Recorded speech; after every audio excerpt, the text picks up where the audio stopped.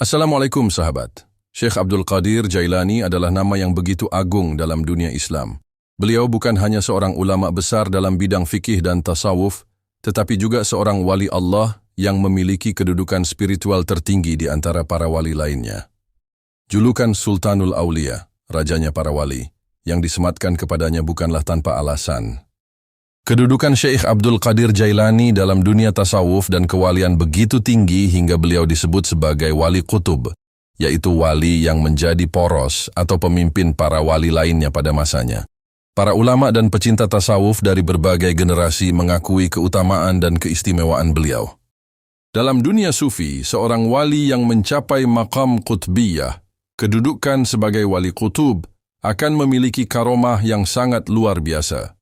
Karomah-karomah ini bukanlah bentuk kesaktian atau sihir, melainkan tanda kasih sayang Allah kepada hambanya yang benar-benar ikhlas dalam beribadah dan mendekatkan diri kepadanya. Al-Quran sendiri telah menjelaskan tentang keberadaan para wali dan bagaimana Allah menjamin perlindungan serta pertolongan kepada mereka. Ingatlah, sesungguhnya wali-wali Allah itu tidak ada rasa takut pada mereka dan mereka tidak bersedih hati, yaitu orang-orang yang beriman, dan mereka selalu bertakwa. Quran Surah Yunus, ayat 62-63. Dalam hadis qudsi Rasulullah SAW bersabda, "Barang siapa yang memusuhi waliku, maka aku telah mengumumkan perang terhadapnya." Tidaklah seorang hamba mendekatkan diri kepadaku dengan sesuatu yang lebih aku cintai daripada apa yang telah aku wajibkan kepadanya. Dan hambaku terus-menerus mendekatkan diri kepadaku dengan amalan-amalan sunnah hingga aku mencintainya. Jika aku telah mencintainya, maka aku menjadi pendengarannya yang ia gunakan untuk mendengar, penglihatannya yang ia gunakan untuk melihat, tangannya yang ia gunakan untuk memukul, dan kakinya yang ia gunakan untuk berjalan. Jika ia meminta kepadaku, pasti aku berikan, dan jika ia memohon perlindungan kepadaku, pasti aku lindungi. Hadis riwayat Bukhari. Hadis ini menunjukkan bagaimana para wali Allah memiliki kedekatan yang luar biasa dengannya, hingga setiap gerakan mereka selalu berada dalam bimbingan dan kekuasaannya.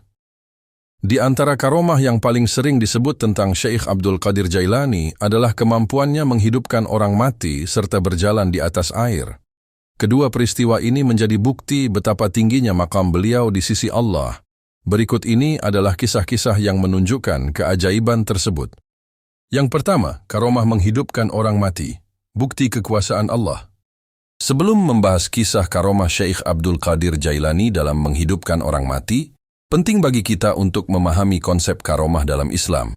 Karomah berasal dari kata karamah, yang berarti kemuliaan atau keistimewaan. Dalam istilah syariat, karomah adalah suatu kejadian luar biasa yang Allah berikan kepada walinya sebagai bentuk pertolongan, bukan karena usaha atau keahlian manusia itu sendiri. Imam Al-Qushairi dalam Ar-Risalah Al-Qushairiyah menjelaskan, karomah adalah kejadian luar biasa yang diberikan Allah kepada para walinya di luar kebiasaan yang berlaku di dunia ini. Karomah ini bukan tujuan, melainkan hanya sebagai tanda kasih sayang Allah kepada mereka yang benar-benar dekat kepadanya. Para ulama sepakat bahwa karomah berbeda dengan mukjizat para nabi. Mukjizat adalah tanda kenabian yang diberikan kepada para rasul untuk membuktikan kebenaran risalah mereka. Sedangkan karomah diberikan kepada para wali sebagai bukti keistimewaan mereka di sisi Allah. Dalam sejarah Islam, ada banyak contoh karomah yang menunjukkan betapa Allah memuliakan hamba-hambanya yang dekat kepadanya. Salah satu yang paling menakjubkan adalah kisah Syekh Abdul Qadir Jailani, menghidupkan orang mati dengan izin Allah. Dikisahkan bahwa pada suatu hari, seorang pria datang kepada Syekh Abdul Qadir Jailani dengan wajah penuh kesedihan. Air matanya mengalir deras dan suaranya gemetar saat berbicara. "Wahai tuanku, anakku telah meninggal dunia. Tolonglah aku, karena aku sangat mencintainya. Aku sudah mencoba segala cara, tapi tidak ada yang bisa mengembalikannya kepadaku." Syekh Abdul Qadir Jailani memandang pria tersebut dengan penuh kasih sayang. Beliau kemudian mengangkat kedua tangannya dan berdoa kepada Allah dengan suara yang begitu khusyuk. "Ya Allah, Engkau Maha Kuasa atas segala sesuatu. Jika engkau menghendaki, engkau bisa menghidupkan kembali orang yang telah mati. Jika ini adalah takdirmu, maka izinkanlah aku menjadi perantara rahmatmu. Setelah berdoa, beliau berjalan menuju rumah orang tersebut. Di sana, jasad anak lelaki itu sudah terbujur kaku, dikelilingi oleh keluarganya yang sedang menangis. Syekh Abdul Qadir Jailani kemudian menyentuh tubuh anak itu dan berkata dengan suara yang penuh keyakinan, "Bangunlah wahai anak dengan izin Allah." Orang-orang yang menyaksikan kejadian ini terpana. Dalam sekejap, mata anak tersebut terbuka. Ia menarik napas panjang, seakan-akan baru saja bangun dari tidur yang panjang. Kemudian, ia duduk dan menatap ayahnya dengan penuh kebingungan. Orang-orang di dalam ruangan itu berteriak dalam takjub dan syukur. Sang ayah segera memeluk anaknya sambil menangis, tidak percaya bahwa anaknya yang sudah meninggal kini hidup kembali. Ketika mereka bertanya bagaimana ini bisa terjadi, Syekh Abdul Qadir Jailani dengan rendah hati menjawab, "Aku bukanlah siapa-siapa. Aku hanyalah seorang hamba Allah. Semua ini terjadi hanya karena izin dan kekuasaannya." Karomah menghidupkan orang mati bukanlah hal yang mustahil dalam Islam. Dalam Al-Quran, Allah telah menunjukkan bahwa ada beberapa hambanya yang diberi kemampuan ini. Salah satu contohnya adalah kisah Nabi Isa alaihissalam. Dan aku menghidupkan orang mati dengan seizin Allah. Quran Surah Ali Imran ayat 49. Imam Ibnu Katsir dalam tafsirnya menjelaskan bahwa mukjizat Nabi Isa alaihissalam ini adalah tanda kekuasaan Allah yang bisa terjadi melalui perantaraan seorang hambanya yang dikehendaki. Oleh karena itu, ketika seorang wali memiliki makam yang tinggi, Allah bisa memberinya karomah serupa. Selain karomah menghidupkan orang mati, salah satu keajaiban yang paling sering dikaitkan dengan Syekh Abdul Qadir Jailani adalah kemampuannya berjalan di atas air. Kejadian ini menjadi bukti nyata bagaimana Allah memberikan kemuliaan kepada hambanya yang benar-benar bertakwa dan memiliki hubungan yang sangat dekat dengannya. Dalam Islam, berjalan di atas air bukanlah hal yang mustahil. Allah telah menunjukkan dalam Al-Quran bagaimana beberapa kejadian luar biasa terjadi atas izinnya. Salah satu contoh yang paling terkenal adalah ketika Nabi Musa alaihissalam membelah lautan dengan tongkatnya atas perintah Allah. Maka kami wahyukan kepada Musa, pukullah laut itu dengan tongkatmu. Maka terbelahlah laut itu, dan setiap belahan seperti gunung yang besar. Quran Surah Asy-Syu'ara ayat 63. Dalam tafsirnya, Imam Ibnu Katsir menjelaskan bahwa kejadian ini adalah bukti kekuasaan Allah yang bisa terjadi kepada siapa saja yang dikehendakinya, baik seorang nabi maupun seorang wali. Jika Allah mampu membelah lautan bagi Nabi Musa alaihissalam, maka tidak mustahil baginya untuk memberikan kemampuan berjalan di atas air kepada hambanya yang saleh, seperti Syekh Abdul Qadir Jailani. Kisah tentang Syekh Abdul Qadir Jailani berjalan di atas air menjadi salah satu bukti nyata dari makam kewalian beliau. Berikut adalah salah satu riwayat tentang kejadian luar biasa tersebut. Dikisahkan bahwa suatu hari, Syekh Abdul Qadir Jailani melakukan perjalanan bersama para muridnya. Mereka hendak menyeberangi sebuah sungai yang sangat deras. Para murid mencari perahu, tetapi tidak ada satu pun yang tersedia. Melihat keadaan itu, Syekh Abdul Qadir Jailani berdiri di tepi sungai, menundukkan kepala sejenak dalam doa, lalu dengan tenang melangkahkan kakinya ke atas permukaan air. Yang mengejutkan, beliau tidak tenggelam, melainkan berjalan dengan sangat mudah, seolah-olah sedang menginjak daratan yang kokoh. Para muridnya tercengang dan tidak percaya dengan apa yang mereka lihat.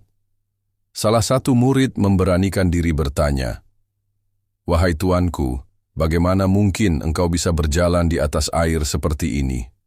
Syekh Abdul Qadir Jailani tersenyum dan menjawab dengan penuh kerendahan hati, "Barang siapa yang memiliki keyakinan yang sempurna kepada Allah, maka dunia dan isinya tidak akan menguasainya. Air ini hanya makhluk Allah, dan ia tidak akan menenggelamkan seorang hamba yang bersandar sepenuhnya kepadanya." Setelah itu, beliau memanggil murid-muridnya untuk mengikutinya. Namun ketika mereka mencoba melangkah ke air, mereka langsung tenggelam. Mereka pun bertanya, "Mengapa kami tidak bisa melakukannya seperti engkau, wahai guru?" Beliau menjawab, "Karena kalian belum sepenuhnya menyerahkan hati kalian kepada Allah. Kalian masih menyisakan rasa takut dan keraguan dalam hati kalian. Jika kalian benar-benar yakin kepadanya, maka air ini tidak akan mencelakakan kalian." Kisah ini bukan sekadar cerita, tetapi juga pelajaran tentang tawakal dan keyakinan yang mutlak. Dalam Islam, semakin kuat keyakinan seseorang kepada Allah, semakin besar pertolongan yang akan diberikan kepadanya.